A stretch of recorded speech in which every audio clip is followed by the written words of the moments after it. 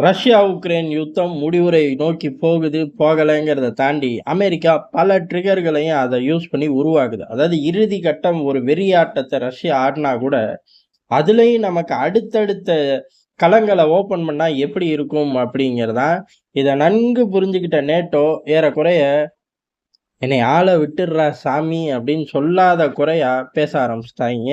இது மட்டும் பத்தாது. இந்த ட்ரிகர உருவாக்குறது பூராமே வெனப்புடிச்ச ட்ரிகர்கள தான் அமெரிக்கா உருவாக்குது. அதுல முதல் அப்படிங்கிறது ரஷ்யாவுக்கு எங்க கொடூரமா கோவம் வருமோ அங்க தொடுறாய்ங்க. ஆர்க்டிக் ரீஜன்ல இவர்களோட ட்ரில் அப்படிங்கிறது எண்ணிக்கை இன்கிரீஸ் பண்ணப்படுது. ஆனா, அது ஒரு யுத்தம். அந்த யுத்தத்துக்கு நாங்க தயாரா தான் இருக்கோம். ஜாக்கிரதையா இருந்துக்க. அந்த சைடு எட்டி கூட பாத்துறாத அப்படின்னு சொல்லி ரஷ்யா அறிவிச்சிருச்சு. அவ்வளவு சீக்கிரம் அந்த களத்துக்குள்ள புகுர முடியுமா அப்படின்னு கேட்டா முடியாது. ஆனா, இப்ப ரஷ்யா வீக்கா இருக்கு அப்படிங்கிற ஒரு சூழ்நிலைய பயன்படுத்தி போலாம் அப்படின்னு எட்டி பார்க்கிறார்கள். இது ஒரு காரணமா இருக்கும். அப்படி இல்ல அப்படின்னா, அடுத்ததாக அங்க சிண்டு முடியறக்கு இப்பவே ஐரோப்பாவ தயார் பண்ணுது அப்படின்னு எடுத்துக்கலாம். ஆனா இந்த 2மே ஆபத்து தான். நாங்க வீக்காவே இல்ல. ஆர்க்டிக்ல யுத்தம் அப்படிங்கிறக்கு முழு தயார் நிலையில ரஷ்யா இருக்கு அப்படின்னு சொல்லி, அமெரிக்கா பேர மென்ஷன் பண்ணியே அறிவிச்சுட்டு போயிட்டார்கள். இந்த இடத்துல நேட்டோ, ஐரோப்பா இத பூரா கழட்டி விட்டு, ரஷ்யா ஒரே டார்கெட் இந்த பக்கம் வந்தா தொலைச்சு புடுவோம் அப்படிங்கிற மாரி அறிவிச்சிருக்கார்கள். அறிவிச்ச கையோட அடுத்த விஷயம் அப்படிங்கிறது எஸ்டோனியால இருந்து ரஷ்யாவ உளவு பார்க்க பெரிய அளவு ஆளில்லா விமானங்கள எப்பயுமே பயன்படுத்திக்கிட்டு தான் இருக்கு அமெரிக்கா.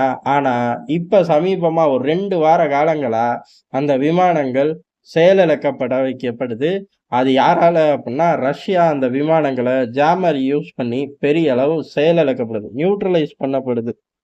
இது அமெரிக்காவுக்கு பெரிய அதிர்ச்சி. ஏன் அப்புட்ன்னா, இது ரவுண்ட் த கிளாக் அங்க இருந்து கண்காணிக்கிறது மட்டும் தான் வேலை. ஏதாச்சும் சிக்னல் கிடைக்காதா? அத உருவ முடியுமா? அதுலருந்து நமக்கு என்ன மைலேஜ் எடுக்க முடியும்? இந்த மாரி பெரிய அளவு ஐரோப்பா வான்வெளிகள்ல இருந்து ரஷ்யாவ பார்த்துக்கிட்டே இருக்கக்கூடிய நாடு எது அப்புட்ன்னா, அமெரிக்கா தான். ஆனா, இங்க ஆர்க்டிக்ல ஒரு பத்த வச்ச உடனே, இங்கேயும் ரியாக்ட் பண்ணுது. இந்த மாரி கண்காணிப்புல இருக்கக்கூடிய அமெரிக்காவுக்கும் மிகப்பெரிய இடைஞ்சல்கள ரஷ்யா தர ஆரம்பிக்குது. அதுல ஒரு பகுதியா தான் எஸ்டோனியால பறந்த ஆளில்லா உளவு விமானங்கள் ரஷ்யாவால நியூட்ரலைஸ் பண்ணப்பட்டிருக்கு. இது அமெரிக்காவுக்கு சங்கட்டம். எஸ்டோனியா இத ரகசியமா தான் வச்சிருந்திருக்காய்ங்க. அதுக்கப்புறம் கொஞ்சம் விஷயங்கள் பத்தி எரியவும், இந்த மாரி ஜாமர்கள எல்லாம் ரஷ்யா யூஸ் பண்ணுது. எங்க வான்வெளிக்குள்ள அப்படின்னு சொல்லி எஸ்டோனியா வெளியில வந்து சொல்லியிருக்கு. இது ஆபத்தான செயல் அப்படின்னு சொல்லியிருக்கான்னு கேட்டா, அப்புட்லாம் சொல்லல. ஆனா, இந்த மாரி செய்யக்கூடாது. இல்ல இத செஞ்சீங்களா அப்படின்னு சொல்லுங்க அப்படிங்கிற மாரி 2 டோன்ல பேசியிருக்காய்ங்க. இந்த மாரி பயந்து பெரும்பாலும் பேச மாட்டாய்ங்க. இறங்கி அடிக்க தான் பார்ப்பாய்ங்க. ஆனா ரஷ்யாவ பொறுத்தவரை, ஆமான்டா நாங்க செஞ்சோம்.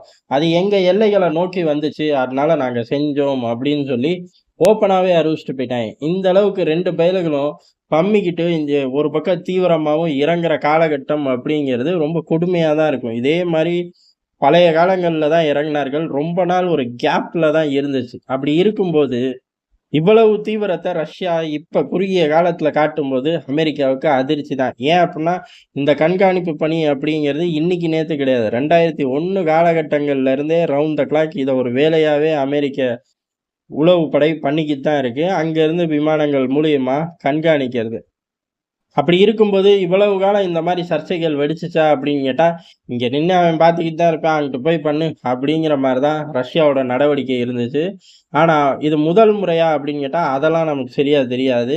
இந்த தடவ செஞ்சது வீதிக்கு வந்துருச்சு. அந்த வீதிக்கு வந்ததோட காரணம் என்ன அப்படின்னா, முழு கட்ட பயம் தான்.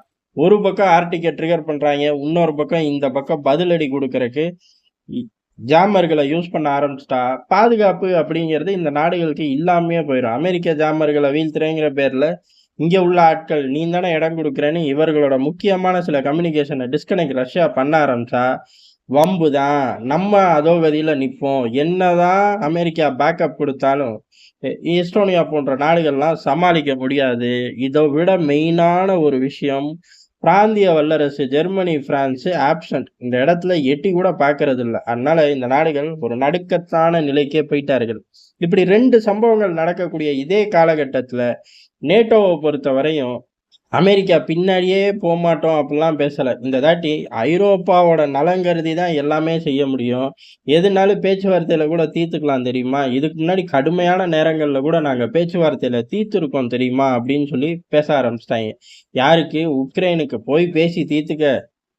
அத விட்டுட்டு இதான் வரலாற்றுல முதல் முறையா ரஷ்யா கூட சண்டைங்கிற மாரிலாம் ஃபீல் பண்ணக்கூடாது. அப்படிலாம் ஒண்ணும் கிடையாது. அது அமெரிக்கா வேணா சொல்லிக்கலாம்.